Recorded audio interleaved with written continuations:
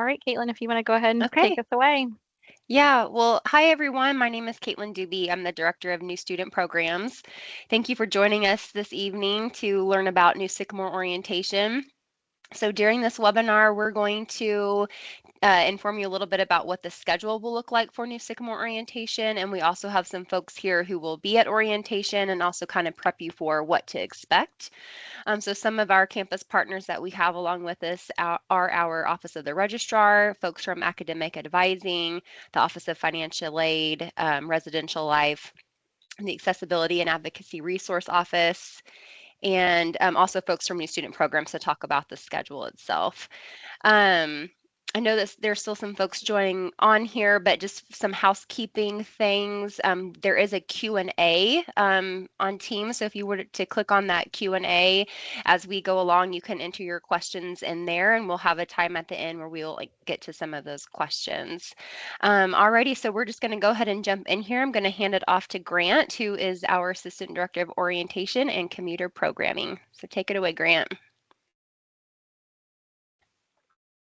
Thank you. Hi, like Caitlin said, my name is Grant Tepmeyer. I'm one of our assistant directors. I focus a lot on our student-focused stuff, such as like social media, commuter, as well as helping out with all of our student-facing stuff for events. So I'll just go over the schedule and what really to expect when you're here or when students are coming through orientation. There is one thing we do want to say, though, is that if you have not signed up yet, we really encourage you to do that right after this or as soon as you can, just because classes do fill up as students are registering through them. So just the earlier you are, you'll have more options. Not that students won't get classes. We'll make sure everybody has classes, but they'll get less of their core work that they'll have to do later. So first off, yeah, this is our student schedule. As you can see up top, this is for our athlete and honor sessions on June 1st and 2nd. But these also mirror very much our standard student schedule as well, but I'll go over that too. You'll have check-in here from 7 a.m. to 9 a.m. This will also feature our resource fair that'll have a bunch of different campus organizations, as well as a breakfast in there, and the forest, our student athletic association, sort of, that cheer group that gets those student seats behind the hoop and basketball games and such. So being able to learn about all of those. And then you'll have what we call our breakout session. So we'll have an honors college breakout, which will be in DD2. This will just be so that honors students can meet specifically with the honors college and be able to, start those introductions and get to know everybody there first. And then you'll have our full welcome, which will include announcements for the day. They will also be able to go over the schedule again. Students will get to meet their orientation leaders, those that will be leading them around for the day, as well as then they will then be dismissed for their academic sessions. Sorry, no, that's wrong. They'll be dismissed for their breakout sessions. And then these will be for students, or for this one, for student athletes, there will be one for them, and then there will be a campus resource one. So for any of the honor students that weren't able to talk with resource fair people or anything, they'll be able to go in and sort of ask questions and be able to get any of those lingering questions answered. Then everyone will come back, and then you'll have your dismissal for your academic session. This is where you'll go, be able to meet with colleges, relax, kind of get a more of a feel of what every college has in store for students. Then there will be lunch. You'll go and eat in our dining hall. This will feature, the many different options that are in there, and you'll be able to experience eating this for the first time, so you're not coming in on your first day sort of blind. And then you'll have this dismissal to rotations, which include things like our picking classes, having academic advising appointments, financial aid, and OIT, getting to learn how to use our technical stuff, and all things such like that. And then here, this is just our standard student schedule. Again, as you can see, a lot of it mirrors our athlete and honors ones. The one main difference is there are more breakout sessions here. So we have Project Success, which is focusing on students that might need a little bit extra help or support when they're coming in initially. Honors College, again, for any honors students that weren't able to attend those first two sessions, they can still meet and talk with all of those people. Again, you'll have campus resources where students are able to go and ask specific questions of people and really get those finer detail questions answered.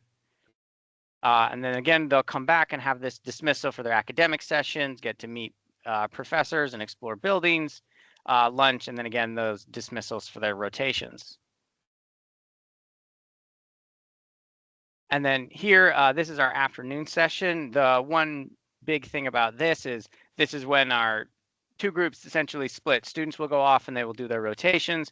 Families will have a bunch of other programming for you, a lot more of the nitty-gritty stuff on that side. The one big thing with it, though, is that students and families will be brought back together for that financial aid appointment, since that is really important, and having both families and students there makes it much easier. So you will be able to join and work as a unit there. And then they'll also get student accountability and We Are Trees, just being able to, managing life outside of high school. They're no longer getting this rigid structure. They'll get their ID badges, and as well as being able to explore the Career Center. And then after all of this is done, they'll come back and orientation will conclude, and there'll be a little bit of time afterwards. If some of these organizations there will stay, you'll be able to ask questions. You can come and find any other resources that you may need. And then this is also the time as well that if you need any sort of overnight housing accommodations, or if you've signed up for that, check-in will also begin for that then. And then I will hand it off to the fantastic Aria to talk about family stuff. Hi, everyone. My name is Aria Ammer, and I'm our Assistant Director for Orientation and Family Programs. So a lot of the families here, you'll see me during orientation as I will be working with you on all things family. We do recommend that family join their students because we do have a lot of presentations and good information to offer for the families as well. Orientation is not just for the students, and your students aren't just Sycamores, but you're part of the Sycamore family as well. And so we really encourage you to join your student. So I'm going to talk a little bit about what the family schedule will look like. So in the morning, you will be with your student. However, in the afternoon after lunch, we will dismiss students to their rotations, and we will meet together. You'll meet with me and some of our campus partners to talk a little bit about what we have to offer at Indiana State for families. And so we'll start off with a presentation for family programs, which is what I oversee. And so I'll be more than likely running that presentation and kind of showcasing what we do throughout the year to support families. We have webinars such as like this one, where we will get more in depth with specific campus partners, but we will also have things like Family Weekend in the fall and Siblings Day in the spring. And so during that presentation, I'll talk a little bit more about those things with you. But then what else we have? We have presentations from academic advising and our Sycamore one-stop shop, and then they'll kind of describe what academic advising will look like for your student while they're here at Indiana State. We'll hear from the Dean of Students to learn about ways that you can support your student all throughout their journey at college.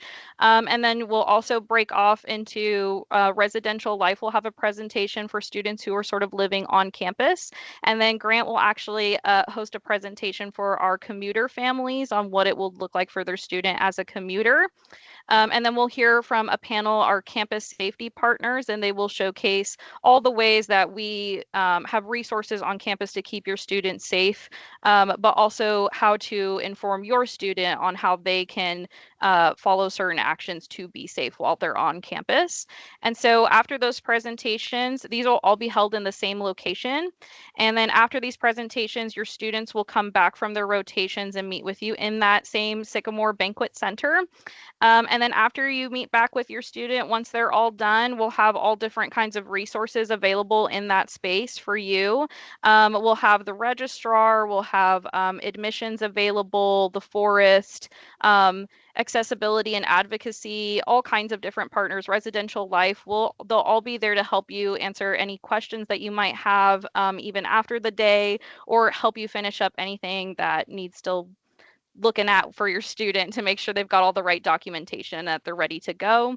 And then we'll also have between 4 and 5 at the end check-in for overnight housing, as Grant mentioned, in case you are planning on staying overnight or your students are planning on staying overnight with us for new Sycamore orientation. And so that's what our family schedule will look like. Again, I encourage you to join us just the same. We do have some families who their students just come to orientation, but I just want to make it clear that we do have things for you as well. And so we hope we see you there, and we want to offer you the same support that we do our students. So I'm going to pass it along to our next presentation, and that will be financial aid. So thank you. Hello, I am Sarah Monday. I'm one of the associate directors here in the financial aid office. I'll be seeing you part of the rotation where you meet up with your student to do a one-on-one appointment with myself and the counselors that we have to meet with you guys. If you, we had to come up with a way for her to move the slide, so I did like a wink caca. It worked. So if you have not received this yet, you're going to want to contact our office, and the last slide will have our contact information in it. There could be a couple different reasons why you may not have received a packet yet from the financial aid office. It could be we haven't received your FAFSA yet. Sometimes the student thought they had it completed and they didn't, or they didn't have our school code listed, which prevents it from coming to us. It could have been lost in the mail, and we could more than happy to send another one out to you. The address might have changed, so we can go through and see what potentially could be the issue. Do we need a documentation that's holding it up? So we can look through to see what it is that's possibly holding up your packet from being received in the mail. If you had received it, you're going to find inside a 3-page document that we call a FAN. It's a financial notification letter. And this is going to be a little packet of a general overview of your financial aid as we know of it right then at that moment. So the top part will show things like your cost of attendance for you, whether you're on campus or living with parent. What that would look like. This is not what your bill's going to be. It's an estimated cost for an academic year here at Indiana State University to give you an idea of the potential cost for a year. Then it's going to show you grants and scholarships, like I said, as we know of right now. If you have scholarships coming from your high school or local community, we won't know about that. We do have a form that you could fill out to say, hey, this money's coming, and we can add a placeholder in for that information. The next section will be, sorry, can you go back a slide? The next section shows your loans, which is the FAFSA, the application for those. And then the bottom part is what I consider, you know, for me, I always ask my husband when he wants to buy something, how much is it going to cost me? So this kind of gives you an idea. We'll take cost of attendance minus your grants and scholarships and show you what potential out-of-pocket could be should you not want those loans. And then we do the math subtracting the loans in case that is a necessary step for you and your families, and then potentially showing what your out-of-pocket expenses. And then the packet also gives examples of how you can cover those costs, payment plan options, other loan options available, military benefits. And then the third page is anything that's potentially missing or needed next steps for your student. Okay, now you can go to the next one, please. This is, I threw three different things on here that I thought was important information. If you or your student haven't gotten into their root or to the portal yet, it's a great time to do that and kind of root around and see what's in there. Under the financial resources, you'll see your financial aid dashboard. That's where you're going to find almost everything you need to know about your financial aid. The offer tab will have the financial aid that we know of. That would be on that first page of that worksheet. It's going to show you what's needed. It'll be listed in a section with a yellow exclamation point. So we're looking to move it down to the section with the green check mark. Then in the miscellaneous under the additional resource is the proxy access, which will be super important for parents and guardians. We can answer any question. without any kind of passphrase or code secret word until the first day of class. And then at that point, we do need a proxy passphrase on file, and this is where you would do that. So every time you call in, we're gonna ask for the student ID number, and then if you are not the student, we're gonna ask you for a proxy passphrase, and it's something you create. There's a lot of "my son is my favorite," so every time the parent calls in, they have to say "my son's my favorite," and that's the password. So you can make it whatever you like.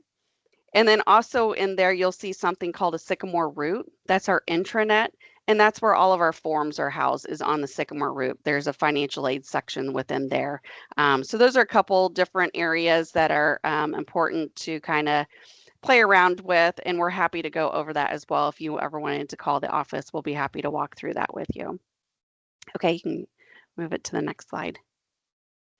This is for our aviation majors. I saw a lot, probably a little over 60, 67 or so that are in the aviation pro flight program. So I just kind of want to take a quick blurb for those students. If you notice on your worksheet up at the top of cost of attendance does not list your flight fees.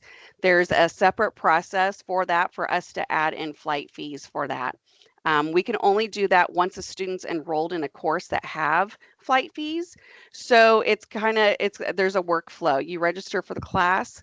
There's a budget form you can either get from our office or from the Flight Academy to increase that term's budget to allow room for flight fees.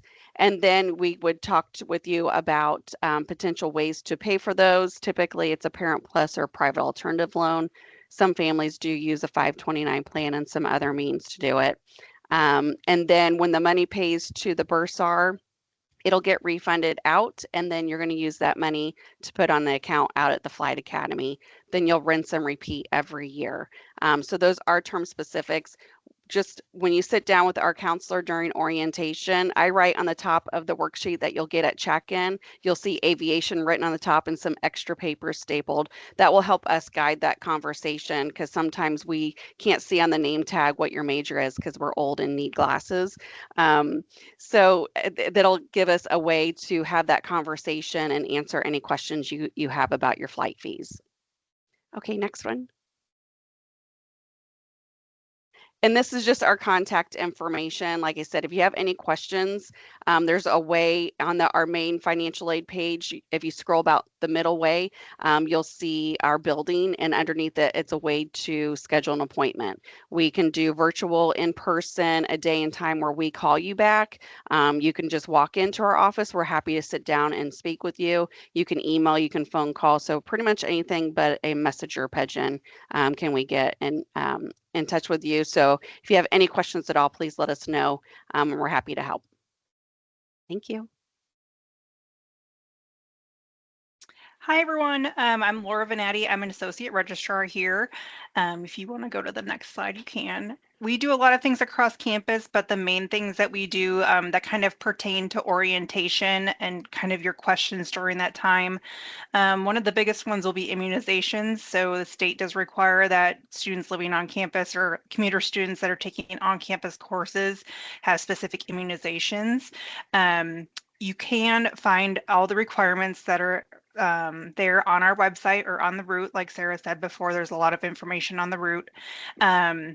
You can bring a copy to orientation if you want, and we are at the resource fair in the mornings, so that's easy to get it out of the way. Just go ahead and hand it to us.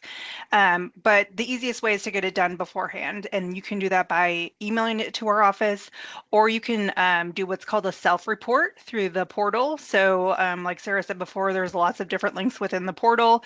One of those is for immunizations. You basically type in the date that you got the specific immunization, hit submit, comes to our office, we input all of that information. So you can do that. Also, our email is there just in case you want to email it to us. Like I said before, you can fax it too if you need to, or if you want to have your doctor's office send it to us, they can as well. But it's easiest just to get that done ahead of time, just so that it's out of the way and you don't have to worry about it. Next slide. We do take care of veteran benefits in our office as well. So if you are a parent that is transferring your benefits to a student, or you're a student that is getting benefits for child of a disabled veteran or a veteran that's passed, we take care of that in our office. So what you'll want to do is, for those that are transferring benefits, make sure you do that through the VA first. That's a common thing that you're not quite sure how to go about things, but you'll want to make sure that you do it through the VA first. Then each semester, what the students will do is request benefits through their portal. Again, there's a link in the portal. It says that they want to request to use their benefits. They'll do that each semester. And then we kind of take care of everything on the back end. We send all of the information over to the VA of how many credit hours they're enrolled in. And then depending upon what kind of benefit it is that they're using, usually the benefit will come directly to the school to pay for tuition. If you are a child of a disabled veteran, that is actually a state benefit. So it's a little bit different, but that goes through the state. So make sure you file your FAFSA, very, very important. And then you also need to apply through ScholarCheck, which is on the state of Indiana's website. Once they do that, financial aid will get a list and kind of apply it to your account if you're using that type of benefit. But again, if you have questions, please come see us during that resource fair in the morning. Also, you can email our office anytime, call our office anytime before that or after orientation if you've got questions. We're always happy to help. We are also located in the Sycamore One Stop, which I'm sure you'll see during orientation. So if your students have questions while they're here on campus during semesters, please have them come there. We are happy to help. And I think that's all for me. I have a real quick question for you. There's a question in the Q&A. It says, yes. do you need a copy of the immunization statement from the county health department if the self-reporting is completed? No, if you want to go ahead and self-report, we don't need an actual copy from anyone. You can just go ahead and self-report, and that's usually the easiest option for students. Hi, folks. I'm Adam Wirt. I'm one of our directors of advising here, and I'm going to talk a little bit about what to expect with advising at NSO.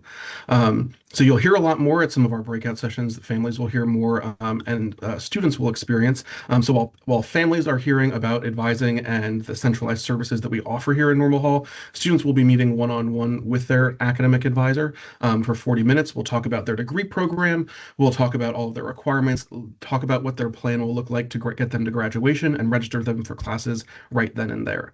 As much as possible, we try to make that a pairing with the student, with the advisor who's actually going to be that student's advisor during their time at ISU. As long as they're with one of the majors that advisor covers, that advisor is going to be with them. And we try to, that relationship is very important to us.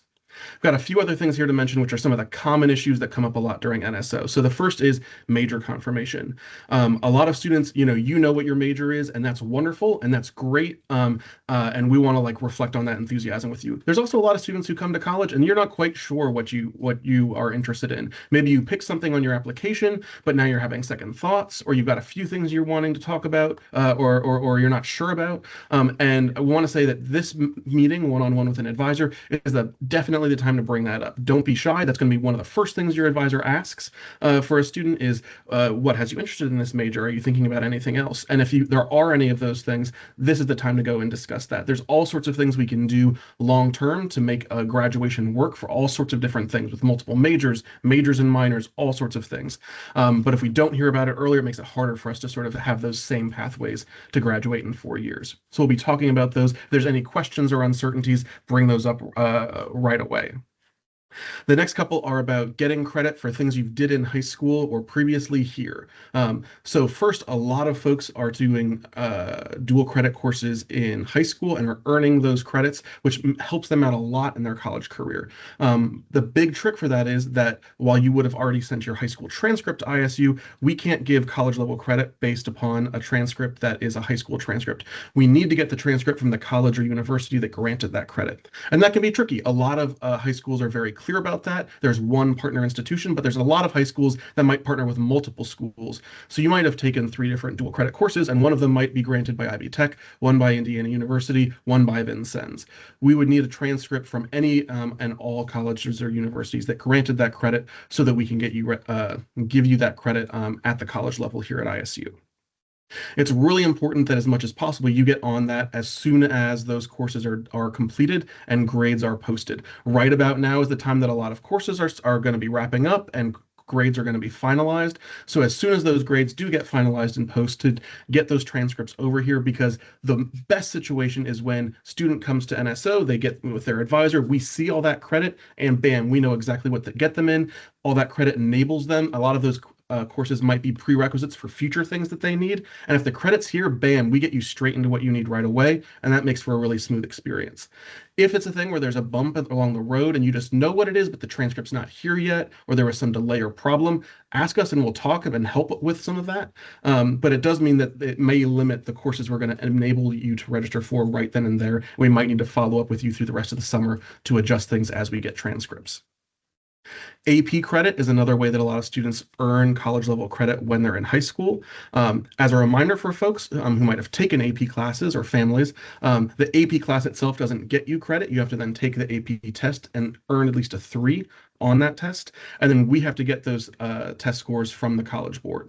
This is another thing where some of the, depending on when the test was taken, there might be tests that continue to come in through the rest of the summer. But if there are tests that you already know those scores, make sure that ISU is one of the institutions that those scores are getting sent to. That is, again, a sort of thing that we can continue to follow up with. And if we don't have it, we'll work with you and we'll make things happen. But as much as possible, you'll have a smoother experience if that stuff gets here in advance. The final thing I'm going to mention that helps have a smooth NSO advising session is taking the math placement test. For many students, math may not have been the favorite subject in high school, and you might not be looking forward to taking more math in college. But doing that math placement test, as much as it might not seem fun, is going to make your experience much better. We expect all students to complete the math placement test before they come to NSO, and it is helpful for all students, and for some students absolutely critical. There are many majors that are math and science or technology heavy, where critical courses that need to be taken that first semester require a particular math readiness. And if we don't have proof of that readiness, we're not going to be able to register you for those key courses right away. So the best way of making sure that there aren't any problems is to take that math placement test in advance. One of the things I suggest, particularly for students who maybe it's been a year or two since you've done any math, is to go, when you follow the links to take the math placement test, there is a link for a practice test, which I think actually can be a great way to remind for a student to remind themselves of the math that they learned a year or two ago and could learn again easily, but maybe it's not quite there in the front of their mind.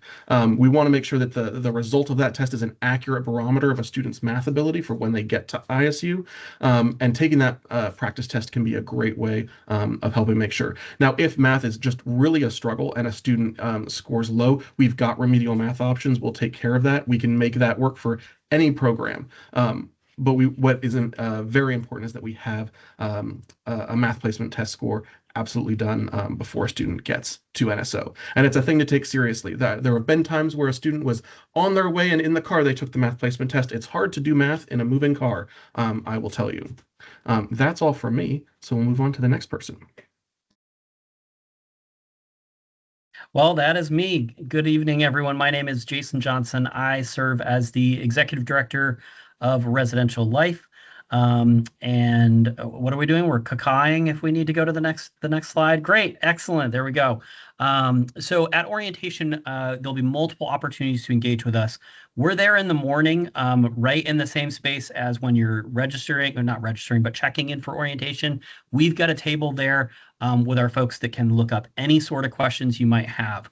We actually have like 3 tables at the resource fair in the morning. There's a table that can answer questions about contracts and roommates and that type of stuff. We've got another table that some of my colleagues will be at, talking about some of our living learning communities. We'll have our micro fridges there if you want to take a look at those, if that's still an option you're trying to consider. Micro fridge is a combination microwave fridge unit all in one. I recognize I've been using that term for probably about 15, 20 years, but it is not common vernacular for most people. So we'll have that table. It's also going to be some of our staff that work in the building, so they can really answer what that experience is like. And lastly, we'll have our Residence Hall Association will be there, and they can talk about getting involved on campus with hall council and different things like that. And that's actually one of our students. So there's number of folks that can answer those questions. We'll also have that presentation during the day. During that presentation, we'll talk about really what is our vision for your experience on campus, living on campus with us. What does that look like?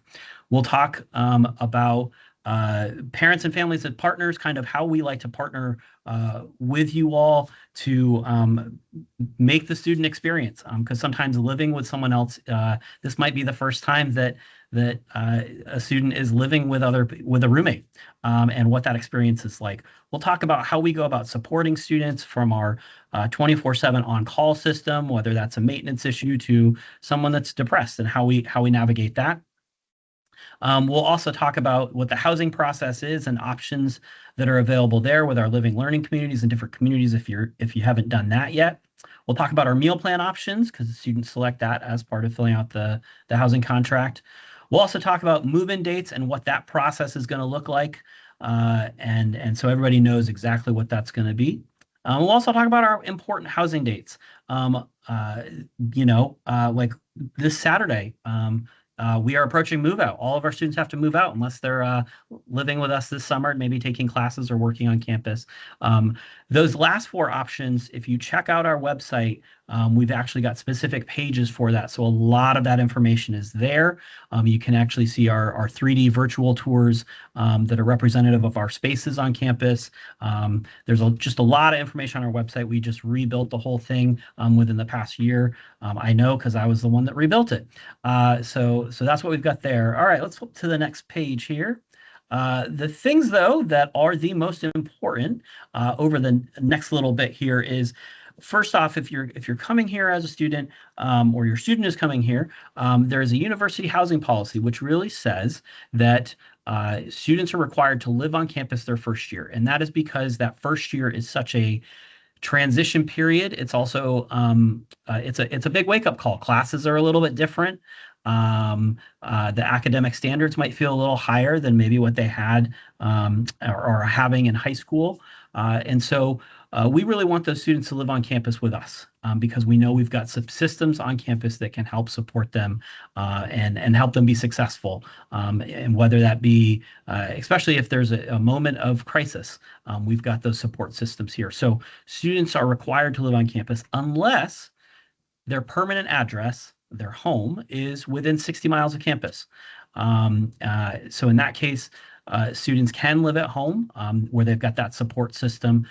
So that's kind of what the university is set up. So students have to go into their housing portal through their new student dashboard and either say, I'm going to live on campus, and then they'll work towards completing that housing contract, or they'll fill out that exemption request. A little spoiler alert about that exemption request. We are in the final testing phase of actually making it so that you can complete the exemption form right in the housing portal. It requires verifying some state IDs or a driver's license. So we're like this close to getting that. So if that's the option that you are going for because you live within 60 miles, just know that that is coming probably, hopefully within the next week or two. We should have that live, and we'll get a message out to folks about that.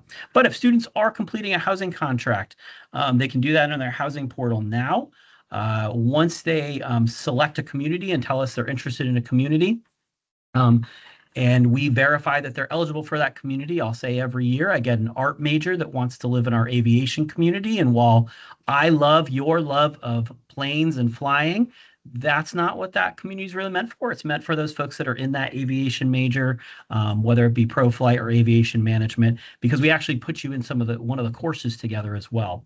So that's just a little thing about one of our living learning communities. But once we've verified your request, you can then go in and search for other people that have been confirmed for that community. You can message them. I will say a lot of students just share their Snapchat or their IG name with each other and talk over those systems instead. And then after you've got a roommate, or if you're like, I'll take anybody, I'm open to anybody, you can go in and select your room. Pick the exact room that you are going to live in for the year. And so that is... trying to think if there's anything else I want to say about that. So that process has been open for a little bit, that entire process. So if you haven't started that yet, we'd encourage you to do that. Some of our communities, I know our fine and performing arts community, which is brand new for this fall, is actually already full. And I think our wait list for it is almost close to full if it's not already closed yet. Our honors community is filling up real quick. One note I will say is if you are anticipating, or your student is anticipating being a student athlete, and I mean not for the underwater basket weaving team, but for an actual Sycamore athletics. So, the soccer team, maybe the track team or something like that. You don't actually choose a community because we actually work with athletics and your coach to get you in a building that is open during break periods, which is when you typically have tournaments, games, meets, those types of things. And you actually live with your team members. So if you've got a specific roommate request there, make sure you're talking with your coach about that. Let's flip into that last thing. The last thing I want to talk about is our orientation guest housing. I know there's a question about this in the Q&A. So one of the things that we offer, because our buildings aren't full with students during the summer, is we have the ability to house you when you come for orientation. So if you want to come the night before, because that 8 a.m. is pretty early, maybe you live like 4 hours away and don't want to get up at 4 a.m., you can actually come and stay with us in Pickerel Hall. It's one of our residence halls. It's private bath building, so the bathroom is right in the room itself. It's one of our honors buildings. You can actually register and stay with us the night before, or if you're like, you know what, we want to hang out in Terre Haute for the day afterwards, go out to dinner, and then maybe leave the next morning. You can do that as well. So both the night before and kind of the night after orientation, you can stay with us. It's double rooms, so those twin extra long beds, you can stay in it and see what it's going to be like. Or if you were in college previously, have some nostalgia staying in a twin extra long bed. We'll provide the linens, the pillow sheets, blankets, towels, that type of stuff. We'll have a mini fridge in the room for you. It is $40 a night per room, and students can register for that now right in their housing portal. And if you have to change that or anything like that, you can reach out to us. I was a horrible presenter and didn't put our contact information in here, but if you go to the Indiana State website and go to Residential Life or search for housing, you'll be able to get our stuff and we'll answer all your questions there. And I'll pass it to the next person. Got a few questions for housing really quickly before we move on. So they're wanting to know if the roommate search is currently open. Yep, as soon as you get accepted into a community, you should be able to see other people. What you should know is that some of our communities, so the way the system works, we will continue adding people to those communities. So some of the communities may just have a few people in them. The system will also only show you, I think, maybe it's like it asks some questions about roommate matching, and it'll filter out people that you are 100% not a match for. So it's going to give you matches based upon how you answer some of those questions about, are you an early riser? Do you stay up late? But once you get confirmed for a community, we'll send an email to your Sycamore account, to the student Sycamore email account, saying, hey, you can go in now and you can search for roommates and that type of stuff. Okay, and then I know there are a lot of housing questions. I'm going to ask one more before we move on to Arrow, and then we'll answer the rest of the questions later on. I know there's some advising questions too, but they're wanting to know if they can bring their own mini fridge and microwave. Yes, you can bring your own. We just offer this as a service. Some of the money that we get from it goes into our hall councils so they can do programming and events in the buildings. It's just an offer we have so that you can rent it for the year online, and it'll be in the room when you arrive. And then you leave it there at the end of the year, hopefully cleaned out. That's the one part that we do ask. We don't want the spoiled milk. All right, thanks. We'll move on to Arrow, and then we'll come back to questions. All right, that's me. Hello, everyone, and welcome. My name is Amy Martin, and I'm the director of the Accessibility and Advocacy Resource Office, otherwise known as Arrow. Today, I'm just going to briefly share what students and families can expect during orientation and how Arrow supports students with disabilities, both in the classroom and on campus. So at Arrow, our goal is to ensure equal access for students with disabilities, and we help remove those barriers that may impact success here on campus. So we partner with students, faculty, campus departments, and provide accommodations and supports throughout the college experience. Orientation is a great time for students to begin connecting with our office, to ask questions, and just learn more about available resources. Next slide, please. think there are a couple images on there. If the student had an IEP or a 504 in high school, things will work a little bit differently here. It's important to know that accommodations are not automatic if you give us a copy of your IEP or 504. You connect with our office, submit the documentation, and then we will actively work with you throughout the process. And then you'll just renew every year for accommodations after that. During orientation, students can learn more about this process and how to request accommodations using the academic and mobility request form. If you know that your student, or if you have an IEP or 504, feel free to take a picture of this slide.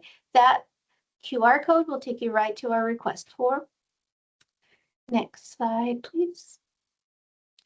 Arrow also works with students who may need housing accommodations related to a disability or a medical condition. Students requesting housing accommodations will complete a separate housing request form and should submit requests as early as possible to allow time for review and for placement. Right now, we have a deadline of June 30th. Those are the applications or the requests that we will look through first. That doesn't mean you can't apply after that day. We will just give first priority to those that are in by that time, and then we'll start working on the requests that we receive after that date. And last slide. Sorry, never mind. You can find information about all of the services that we offer: service animals, emotional support animals, dietary needs, and more on our website. Just go to indianastate.edu and then search for AARO. That's the easiest way to find us. And we encourage students and families to reach out with questions anytime, and we look forward to meeting you.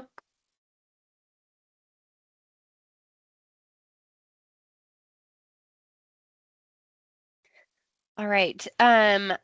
Adam, I know that you addressed this with some folks, but it seemed like it was a popular question. Can you talk about if everybody has to take the math placement exam, and are there any exemptions for that? Yeah, no, this was a perfect question. So there are, in some programs, depending on the student's major, statistics or calculus that's transferred in may work so that a student is not going to need to take the math placement test. For the purpose of NSO, that only is going to be true if that credit is here before NSO happens for that student. So sometimes the timing becomes difficult, where you might have taken AP calculus and then in principle not have to complete the math placement test. But if we don't get that test score in time to award the credit, then we wouldn't actually be able to use that to enroll you in courses at NSO. Some programs only really require a statistics type course, and so a college transfer or AP Stats is going to work there. For some programs, though, that require more science, more math, statistics, calculus that is transferred in is going to work for pretty much everything. Statistics is not going to work for anything that requires calculus. So if a particular family or student has a question, we are assigning advisors now to students as they confirm and sign up for NSO. So if you go into your ISU portal, you will have a badge that shows you the name of your advisor. You can reach out to them. You can also reach out to me, and I will go and connect you if you've got particular strange or unusual questions, to make sure you know beforehand what is necessarily going to be needed in that particular situation. Thank you. Jason, question for you. We have someone wanting to know if a student can be in a living learning community and in the honors college. Yeah, so the Honors College is a kind of a, how would I say, the secondary academic college, but we also have an honors living learning community. But you can also be in the Honors College and living in one of our other living learning communities as well. There's no requirement because you're honors to live in the honors community. You could live in our general housing, our first year experience, or our break housing. I'll give an example. Sometimes we have student athletes that are honor students as well. They don't always live in the honors college because they know they need to be here over break periods. So we've got them over in one of our break housing buildings. So yes, you can be in the honors college and still be in that living learning community or any other different living learning community. Another advising question. So if AP exam scores do not come out until July, how will students register for a math course? And so, good. This is the scenario where if the student knows they did AP stuff, but the score isn't going to get here until later, taking the math placement test becomes important because that's going to let us not only let them get into a math class, but let's say it's a student who's a chemistry or biology major or pre-med, that's going to let them register for the chemistry class that they're going to need that first semester. So for those sorts of students, taking the math placement test in advance is great. However, there might be rare situations. If necessary, we can continue to work with students remotely during the rest of the summer to adjust registration as needed. We continue to work. There's no fees to change courses up until courses actually start in the fall. Okay, Laura, question for you about the meningitis vaccination. Can you talk about if a student has only had the first one and not the second one? Yep, so common misconception, I just want to clarify this as well. So there is the meningitis requirement and meningitis B. They're two different things. Even doctors' offices get confused, which is weird.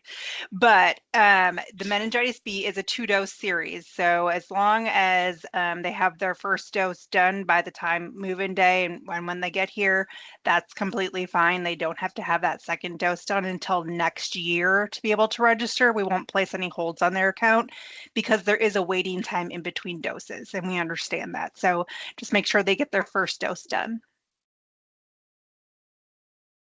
And Jason, the very first question was about moving furniture within the rooms. Can you talk about that?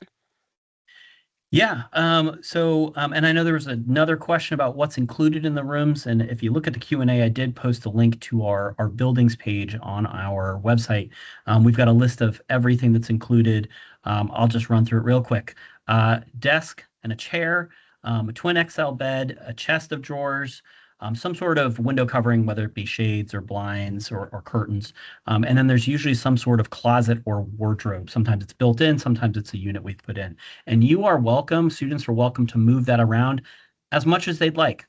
My one thing is all the furniture has to stay in the room. We do have lofts available as well. Students can register for those. There are a limited number of them, but they can actually rent those for the year in the housing portal, not on our website, in the housing portal as well, which can create a little more room. You can get some stuff under it, maybe the desk. That's what I did in college, and my chest of drawers. That was all kind of under that as well. So. Yes. I was gonna touch upon one other question, Caitlin, too. There was a question about I haven't moved forward in the housing process. So we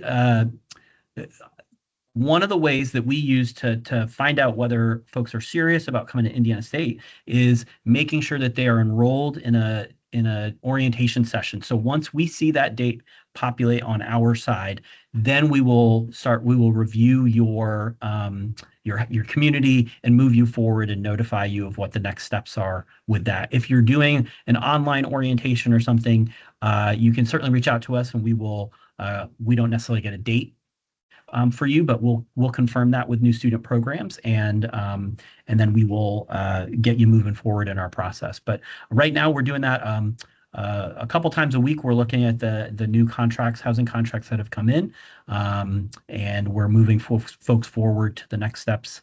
Like I said, a couple times a week. We're trying to ramp that up a little bit more, so we know this is starting to be a busy time.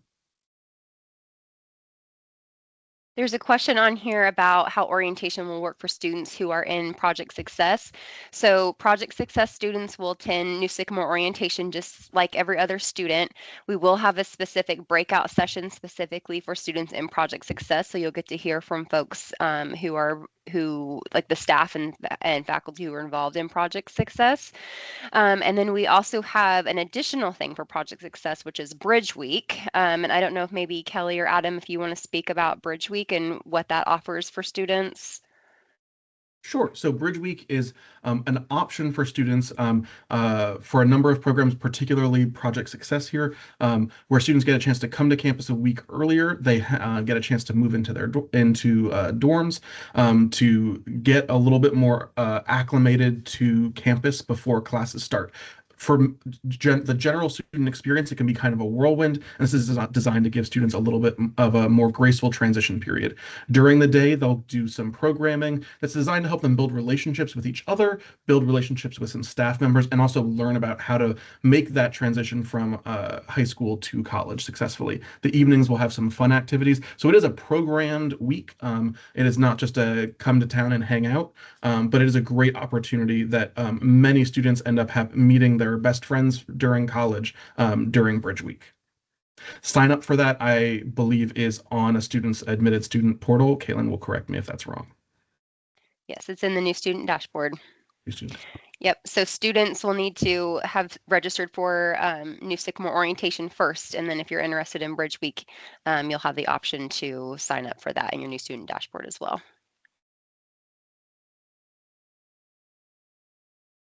Okay, the next question on here, my student is signed up for June 20th, but is in the Honors College. You don't have to. June 1st and June 2nd are specifically for our Honors College students and student athletes. But you're welcome to attend any other orientation session. I will say, you know, probably the earlier you come, there might be more options for courses available, but it's not required to come that day.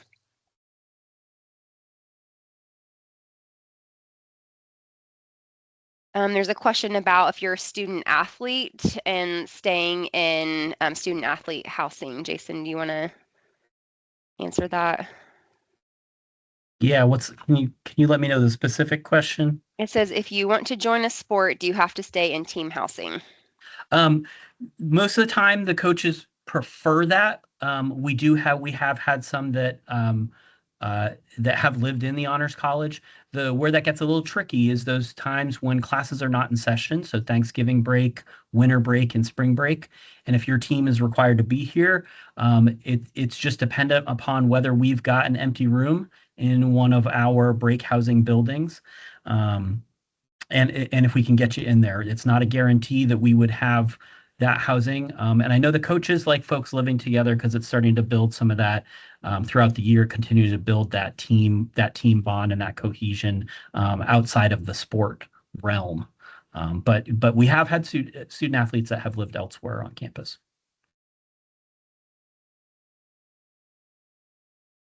I'm trying to see if I missed any questions. Does anyone else on the panel see any questions that haven't been addressed yet? There was one I was going to address, Okay. and I was starting to type a response, so I'm just going to address Okay. it.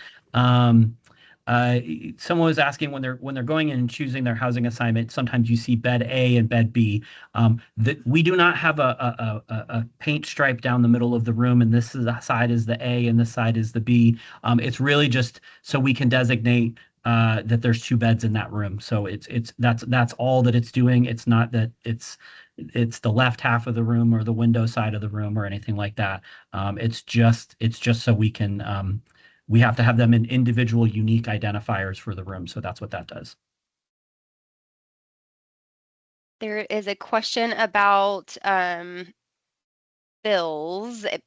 So students, the tuition and room and board and all of that would be applied to the student's account once they register for courses. I don't know if maybe Sarah, you might have more to add to that, or Laura. Yeah, so one of the questions, if they didn't complete the FAFSA, will they still get a bill? Absolutely. So the bills will come from the Office of the Bursar to the student. They can also see that through their portal. We talked earlier about the portal and all the different areas of information, so it's a great resource to lock into. Students can sign anybody up for an authorized payer onto their account, which they can do that through their portal as well. And that authorized payer will get text messages and the emails when a bill goes out to them as well. So that way, that's one way parents can get information, because all the information that at least I know our office and the majority of campus is going to go to your student directly to their Sycamore's email. It will not go to the parent. So it's one way for parents to stay connected to the bill and when it's due. Fall bills go out about mid-July, and then spring bills go out about mid-December. So Merry Christmas. There's a question about if a student is having trouble getting into their ISU portal, who is the best contact for that? Without knowing the specific issue, usually the Office of Information Technology would be the best folks to reach out to for issues logging into the ISU portal. Jason, you have your hand up. Yeah, there was a question. I think this is good for everyone to hear. If a student, can you do both Bridge Week and Band Camp? So Band Camp, Bridge Week, and some different departments such as Holman Memorial Student Union, Residential Life Desk Staff, Campus Rec. There's a lot of things that happen that week, so it's not just Bridge Week students on campus. There are a couple different things. If it is potentially possible, let me put that in kind of very big parentheses, with the potentially being the bold and underlined word, because it just depends on how we can make those schedules work together.